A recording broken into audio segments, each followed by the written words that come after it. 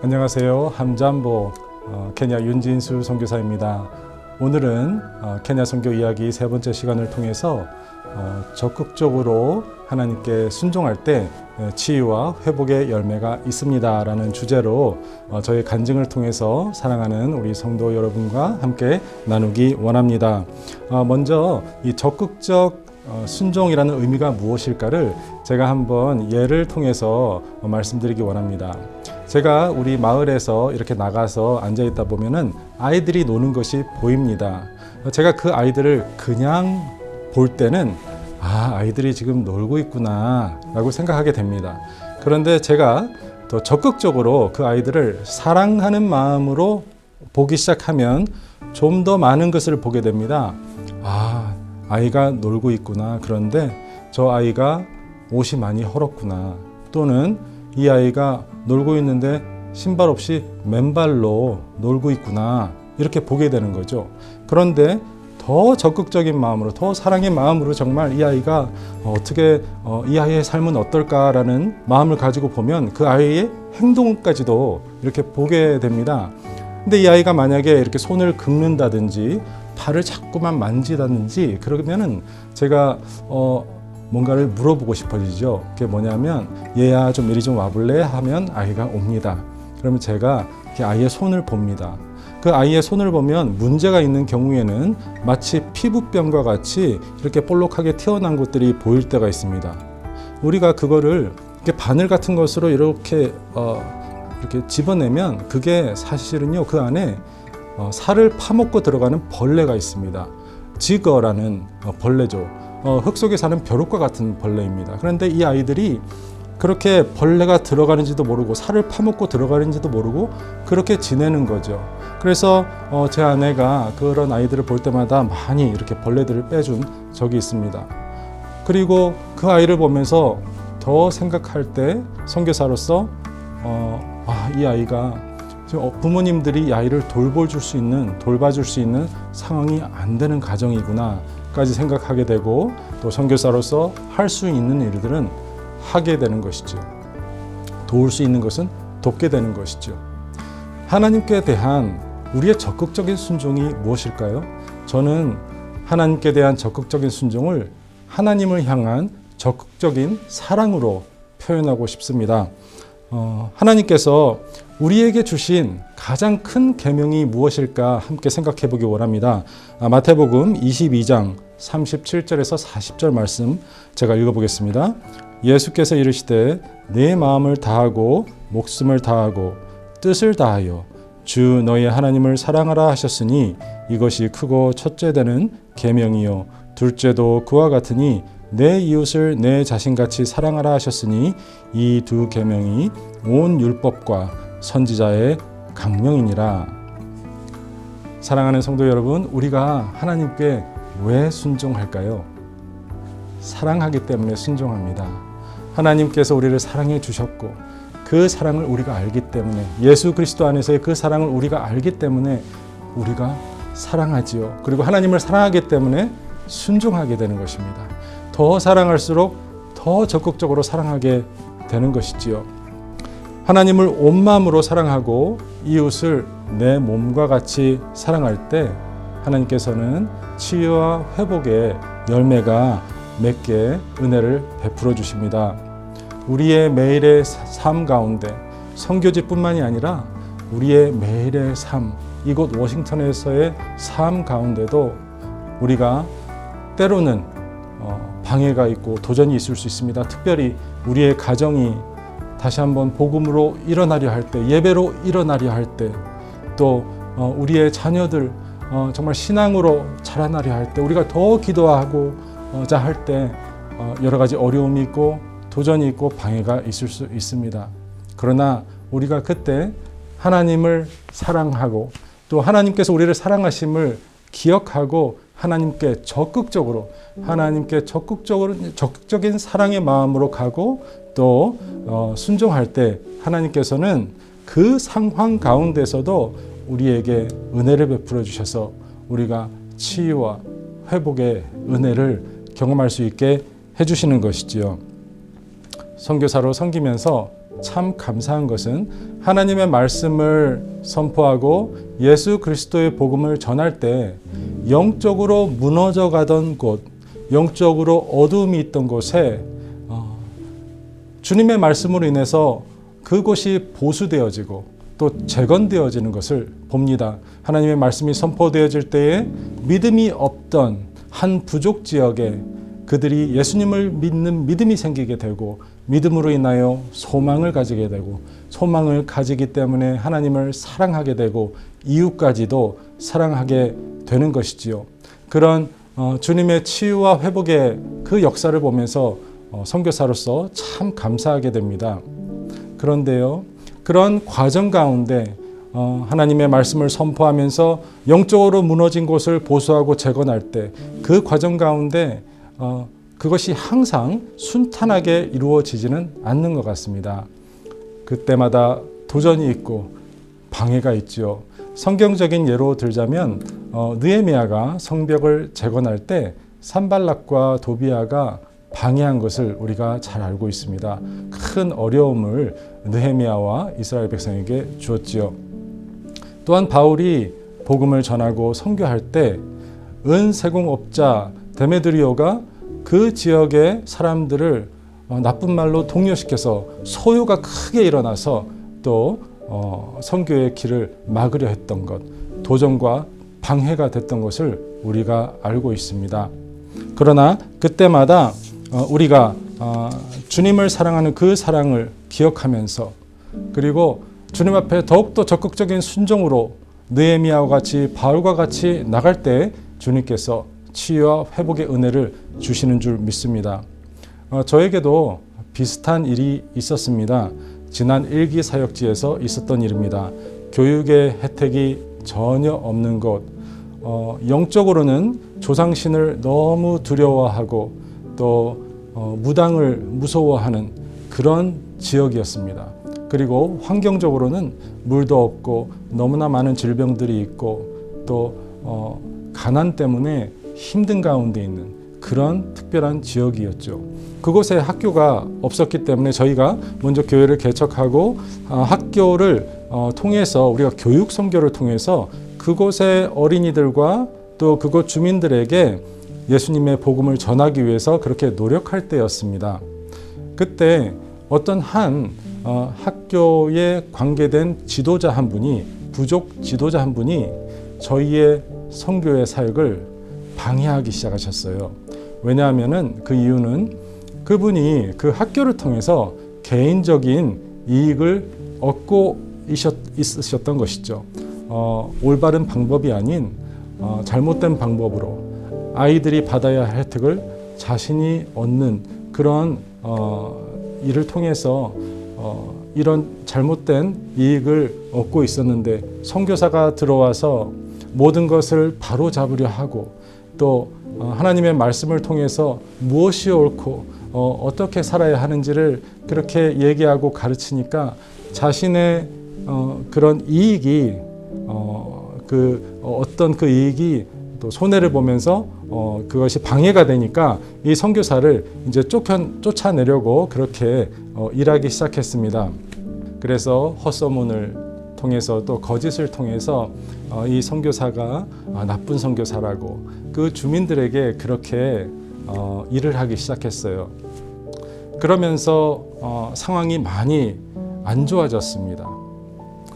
결국에는 나무 밑에서 회의가 소집되었습니다. 나무 밑 회의라 하는 것은 그 지역의 큰 나무 밑에서 그 지역의 모든 지도자들, 부족 지도자들이 모이고 또 그 대상자들이 함께 모여서 그날 무엇이 옳고 잘못된 건지를 결정하는 회의입니다. 좋은 말로 나무 밑 회의인데 사실 그것은 나무 밑 즉결 심판 모임이라고 해도 괜찮을 것입니다. 왜냐하면 그 결정을 통해서 두 사람 중에 한 명이 그날 결정되는 날 바로 떠나야 되는 것이거든요.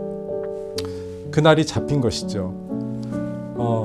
회의가 있는 날, 나무 밑 회의가 있는 날 새벽 4시에 제가 집에서 떠날 준비를 했습니다. 왜냐하면 제가 있던 마을의 집에서 그 회의 장소까지 한 4시간 정도 차를 타고 가야 했기 때문에 준비를 하고 있었어요. 제 아내가 저에게 다가와서 조심스럽게 얘기합니다. 여보, 가능하면 가지 않는 게 좋겠어요. 너무 위험해요. 이렇게 얘기하더군요. 제 아내가 말하기를 그날 제가 그곳에 가면 못 돌아올 수도 있겠다라는 생각이 들었다고 하더군요. 저도 사실 제 마음에 두려움이 없지는 않았습니다. 왜냐하면 저희가 이미 파송했던 현진 목사님한테 돌을 던져서 거의 죽을 뻔했었는데 도망 나온 적도 있고, 또 저희가 그 지역에서 사역을 하기 이미 오래전에 어떤 한 미국에서 온 단기 선교팀이 그곳에 복음을 전하러 들어가려고 하다가 그곳 주민들이 또 돌을 던지는 바람에 위험한 상황을 겨우 탈출한 그런 얘기도 저도 이미 들어서 알고 있었기 때문에 제가 안전하지 못한 상황에 빠질 수 있다는 것을 알았죠. 그래서 두려움이 있었습니다. 그러나 그 순간에 한 가지 제가 저 자신에게 질문을 던졌습니다. 윤진수 선교사, 네가 예수님을 사랑하니? 그러면서 제가 또 대답을 했죠. 물론 사랑하지. 그러면 가야지. 만약에 내가 돌 맞는 것이 무서워서, 다치는 것이 무서워서 그 회의에 참석하지 않는다면 누가 예수님을 위해 말하며 누가 진리를 말할 것인가? 그리고 그렇게도 예수님의 복음을 전하던 선교사가 돌 맞을 것이 무서워서 오지 않는다면 그 부족 주민들이 예수님을 어떻게 생각할까? 우리 하나님의 체면이 어떻게 될까? 그 생각밖에 들지 않더군요. 그래서 그날 새벽 4시에 그 나무 밑으로 출발했습니다. 4시간을 가면서 계속 기도했습니다. 주님, 저를 도와주세요. 위험한 상황입니다. 주님께서 저를 지켜주세요. 저와 함께 해주세요. 그리고 도착을 했습니다. 도착을 했는데 선교의 문을 닫으려고 하는 그분이 이미 그곳에 와 계신 거예요. 그리고 한 200여 명 정도 되는 그 지역 모든 지도자들과 청년들이 큰 지팡이를 들고, 또 그곳에는 판가라고 하는 큰 칼이 있습니다. 그 칼을 들고 다들 와서 그렇게 나무 밑에 굉장히 엄숙한 분위기로 앉아 있더군요. 그리고 그분이 제가 도착하는 것을 보고 큰 소리로 외치기 시작합니다. 선교사를 손가락질하면서 계속 말하기 시작합니다. 저 선교사가 나쁜 선교사라고, 저 선교사가 사실은 자기를 쫓아내고 교장 선생님이 되고 싶어서 그렇게 왔다고, 그렇게 또 여러 가지 거짓을 통해서 저를 모함합니다.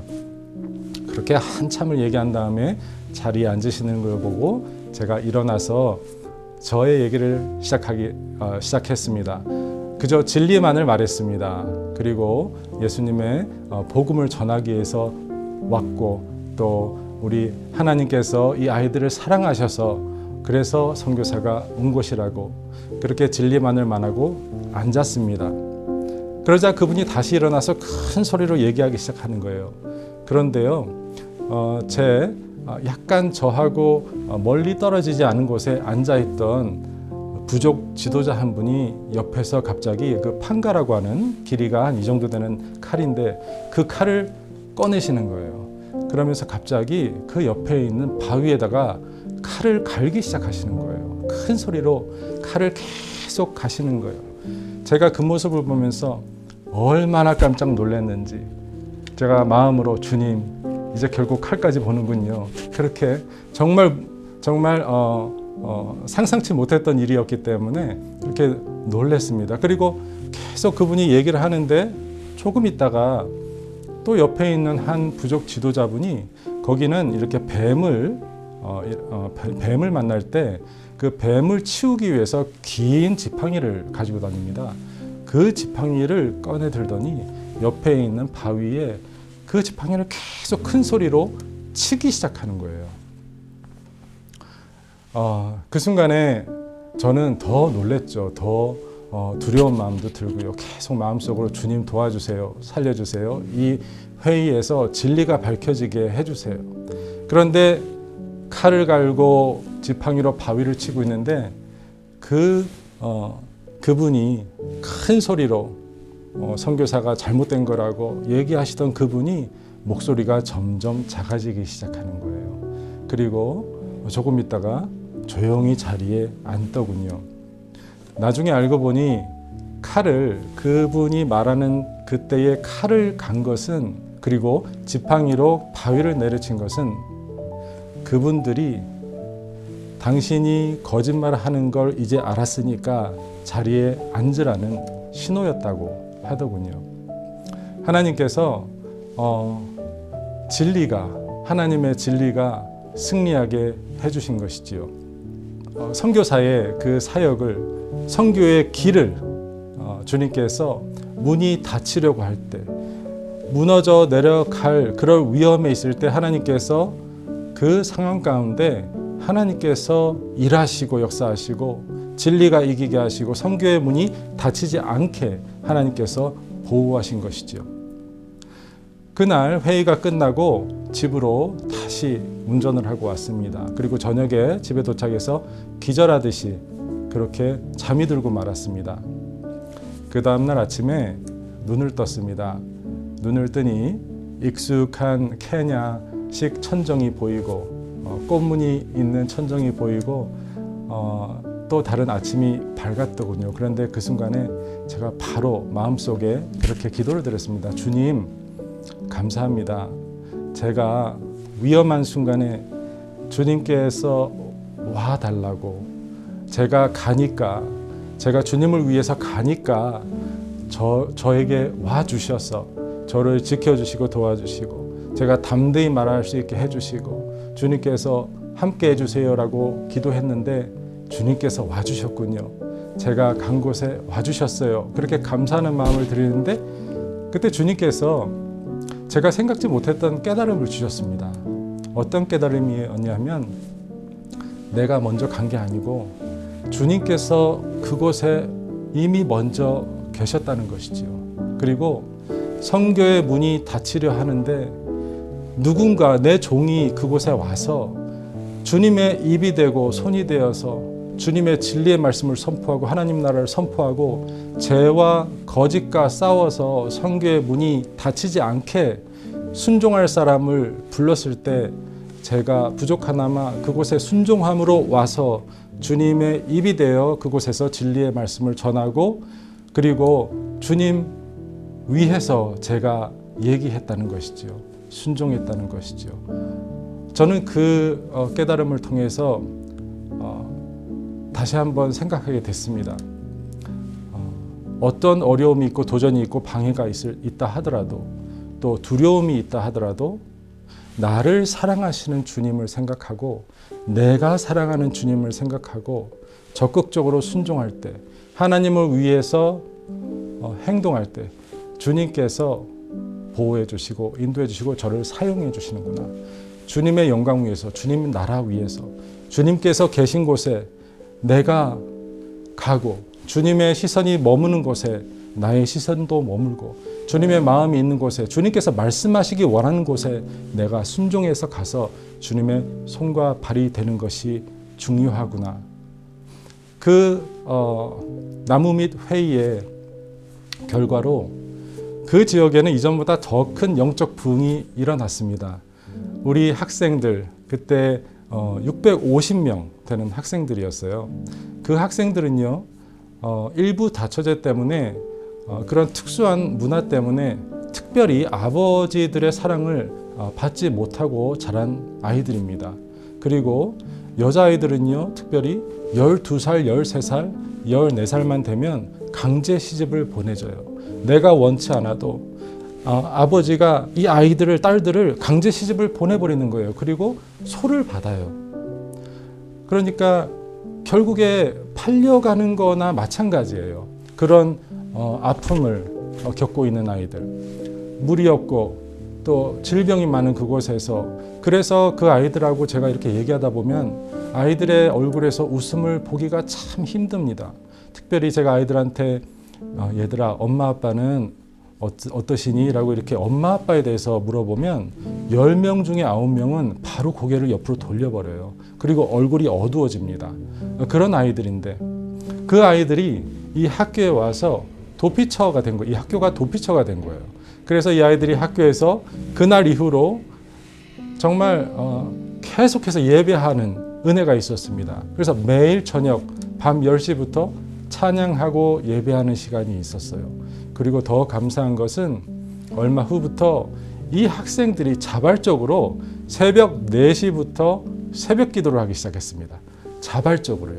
그래서 그 학교가 정말 이전에 없었던 그런 영적인 부흥을 경험하게 된 것이지요.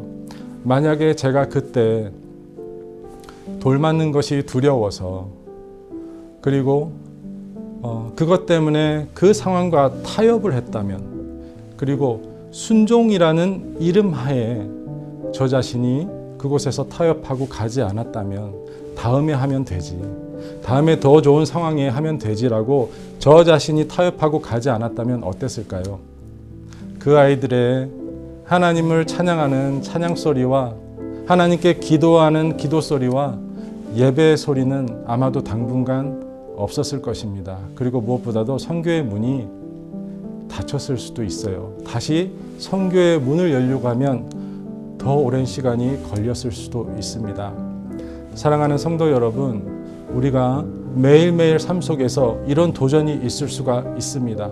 우리 가정이 다시 일어나려고 할 때, 내가 주님을 위해서 헌신하고 이제 전도해야지, 선교해야지 할 때, 또 우리 직장에서 내가 하나님의 아들로서 딸로서 빛과 소금으로서 이제부터 살아야지 결심하고 나갈 때 예상치 못했던 방해와 또 도전이 있을 수 있습니다.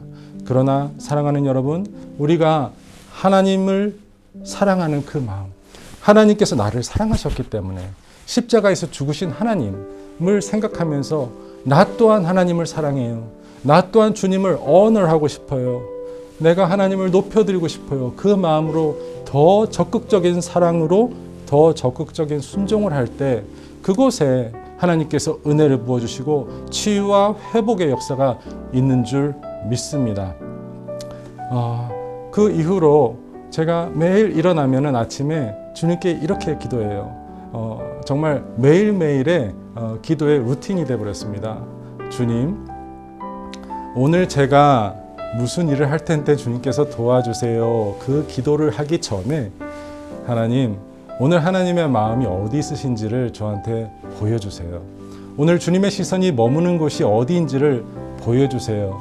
주님께서 가라 하시면 가고 서라 하면 서겠습니다. 주님 말씀해 주세요. 그런 마음으로 사역을 하고 있습니다. 그렇게 사역하니까 주님께서 더 큰 은혜를 부어주시는 것 같아요. 그리고 저를 통해서 제 주변의 형제 자매들도, 주님 안의 형제 자매들, 그리고 소외자들까지도 제가 그렇게 주님께 더 적극적으로 순종하기 원하는 그 마음으로 나아갈 때 저를 사용해 주셔서, 제가 비록 부족한 선교사이지만 저를 사랑해 주셔서 제 주변에 있는 사람들까지도 치유와 또 회복의 그 은혜를 경험하게 되는 것 같습니다. 시편 56편 8절에서 13절 말씀을 제가 한번 읽어보기 원합니다. 나의 유리함을 주께서 계수하셨사오니 나의 눈물을 주의 병에 담으소서. 이것이 주의 책에 기록되지 아니하였나이까. 내가 아뢰는 날에 내 원수들이 물러가리니 이것으로 하나님이 내 편이심을 내가 아나이다. 내가 하나님을 의지하여 그의 말씀을 찬송하며 여호와를 의지하여 그의 말씀을 찬송하리이다. 내가 하나님을 의지하였은즉 두려워하지 아니하리니 사람이 내게 어찌하리이까. 하나님이여, 내가 주께 소원함이 있사오니 내가 감사제를 주께 드리리니 주께서 내 생명을 사망에서 건지셨음이라.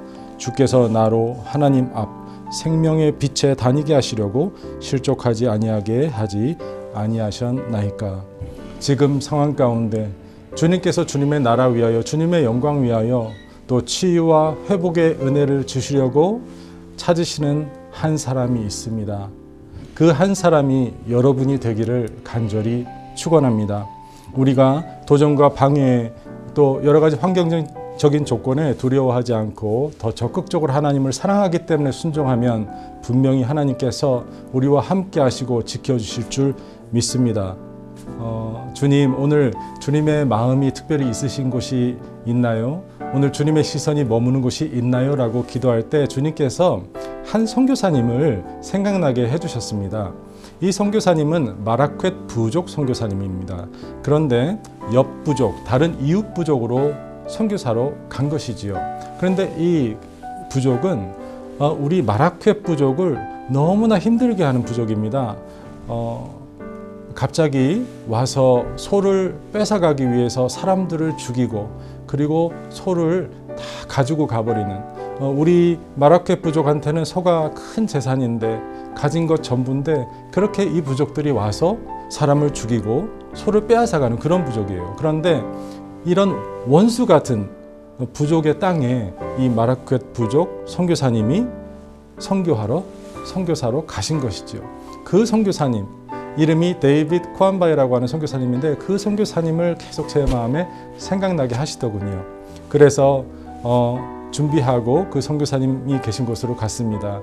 저희가 있는 우리 집도 나이로비에서 9시간 정도 차량으로 이동해야 되는데 그곳은 저희 집에서부터 다시 7시간, 8시간을 차를 타고 가야 되는 것이죠.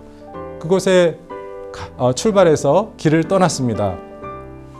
6시간쯤 가다 보니까 이제 저희 전화 네트워크까지도 다 끊어져 버리더군요. 그래서 혹시라도 차가 서게 되면 도움의 손길조차 받을 수 없는 그런 아주 깊은 오지로 들어갔습니다. 그렇게 더 들어가니까 결국 우리 데이빗 선교사님의 집이 나왔습니다. 그곳에서 제가 2박 3일간 우리 선교사님과 함께 시간을 보내면서 교제하고 같이 식사하고 말씀을 나누고 또 우리 선교사님의 사역지를 함께 둘러보며 그렇게 좋은 시간을 가졌지요. 그 선교사님이 그 사역지에 처음 들어갔을 때 문화가 다른 부족 지역인데 또 문화로부터 또 여러 가지 다른 이해관계로부터 오는 도전들, 또 사랑을 베풀었지만 그러나 또 그 부족분들이 받아들이지 않고 어려움을 줬던 일들, 외로웠던 일들, 아팠던 일들, 자녀들 문제 여러 가지를 저하고 나누는데 제가 그 말씀들을 다 들으면서 이런 마음이 들더군요. 그 경험들이 나 또한 겪었던 경험들인데 내가 처음 케냐에 와서 겪었던 모든 경험들을 우리 데이빗 선교사님이 이곳에서 또 비록 케냐 사람이지만 다른 부족 땅에서 섬기고 있기 때문에 다 겪고 있구나.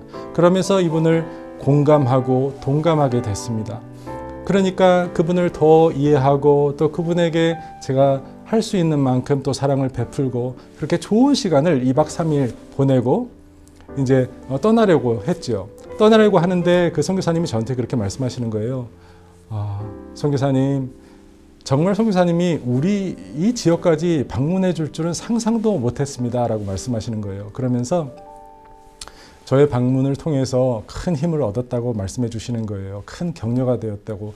때로는 지쳐서 쓰러질 때도 있고 또 어려울 때도 있지만 마음이 힘들 때가 있지만 그러나 그럴 때 하나님께서 기도를 들으시고 저를 통해서 그렇게 위로를 받았다는 거예요.